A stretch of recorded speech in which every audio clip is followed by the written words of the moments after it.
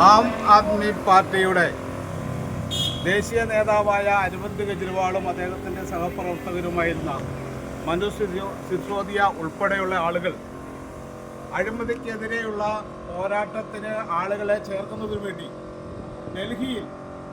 ഡൽഹിയിലെ തെരുവീഥികളിൽ പോസ്റ്റർ പ്രചരണം ആദ്യം അവർ നടത്തി. 7 ദിവസം ഈ പ്രചരണമെല്ലാം നടത്തിയതിനു ശേഷം ആരും വിളിച്ചില്ല. അങ്ങനെ 15-20 ദിവസം കഴിഞ്ഞപ്പോൾ ആദ്യമായി ഒരാൾ വിളിച്ചു. അഴിമതി, റേഷൻ കടയുമായി ബന്ധപ്പെട്ട അഴിമതി സംബന്ധിച്ച്. തുടർന്ന് നിരവധി കോളുകളാണ് അദ്ദേഹത്തിന് ആ തെരുവുകളിൽ നിന്ന് കിട്ടിയത്. അതിനുശേഷം ആം ആദ്മി പാർട്ടി രൂപീകൃതമാകുകയും അവിടെ ജനക്ഷേമ ഭരണം നടത്തുകയും ചെയ്തു.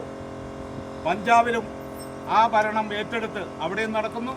കേരളത്തിലും ആം ആദ്മി പാർട്ടി ഒരു ജനക്ഷേമ ഭരണവുമായി വരണമെന്നുള്ള ആഗ്രഹത്താൽ ഞങ്ങൾ വീണ്ടും പോസ്റ്റർ ക്യാമ്പയിൻ ആരംഭിച്ചിരിക്കുകയാണ്. ഇവിടെയുള്ള സാധാരണ ജനങ്ങൾ ഞങ്ങളെ നിരന്തരം വിളിക്കാറുണ്ട്, പാർട്ടിയിൽ അംഗത്വം എടുക്കാറുണ്ട്.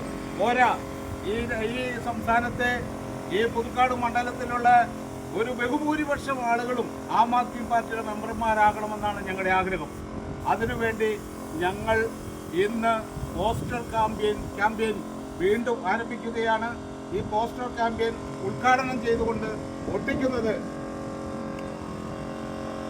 ശ്രീമാൻ ആന്റണി കടവിയെ ഞങ്ങൾ ക്ഷണിക്കുകയാണ്.